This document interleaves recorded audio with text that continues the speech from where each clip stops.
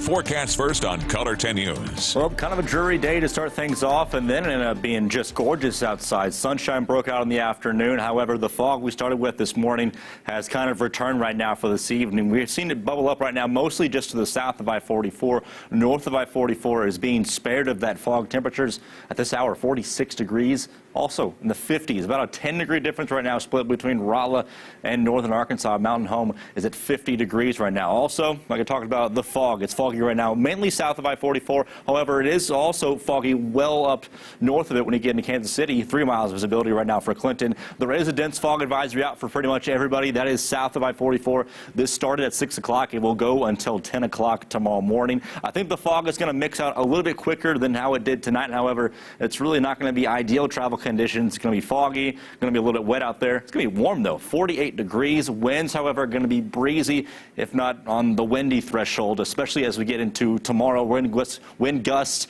are going to up to 35 miles per hour, sustained winds 15 to 20 throughout the day. So tomorrow starting out foggy and drizzly, and then a few showers will be coming to bubble up in the afternoon, and then a line of showers and thunderstorms will be pushing through around 9 or 10 o'clock here, at least in the Springfield area. Then after that, we'll begin to clear skies out for a couple of days and still stay pretty warm in the 50s for Monday and Tuesday. A chance of rain comes on Wednesday, cooling down slowly but surely into next weekend, really into next year by next Saturday with highs back in the 40s. Callie, over to you.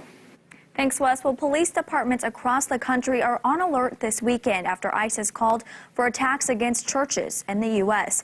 CBS News correspondent Wendy Gillette reports from New York City, where one of the country's most iconic churches is located. Following the latest terror attack in Berlin, the FBI and the Department of Homeland Security sent a bulletin to law enforcement agencies nationwide to warn of vigilance against lone wolf attacks. One of the most significant threats facing this country today comes from people who are inspired by terrorist ideologies but operate independent of a terrorist organization. CBS News has learned the bulletin was issued Friday after ISIS called for attacks against churches in the U.S. during the holidays. An ISIS social media group published a link listing the names and addresses of thousands of churches. The link also urged followers to attack other public places. At St. Patrick's Cathedral in New York City, metal barricades are set up and police officers direct the large crowds. The city's police department says that's normal procedure this time of the year. The NYPD says there are no specific threats against any targets such as St. Patrick's, and that the department is operating with its usual high vigilance. The McDonald's from Easton, Pennsylvania got tickets in August to attend midnight mass at the cathedral.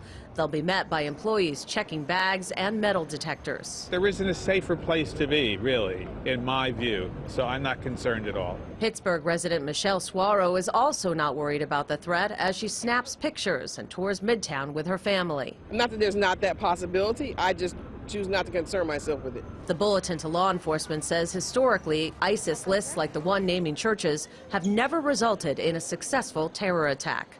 Wendy Gillette for CBS News, New York.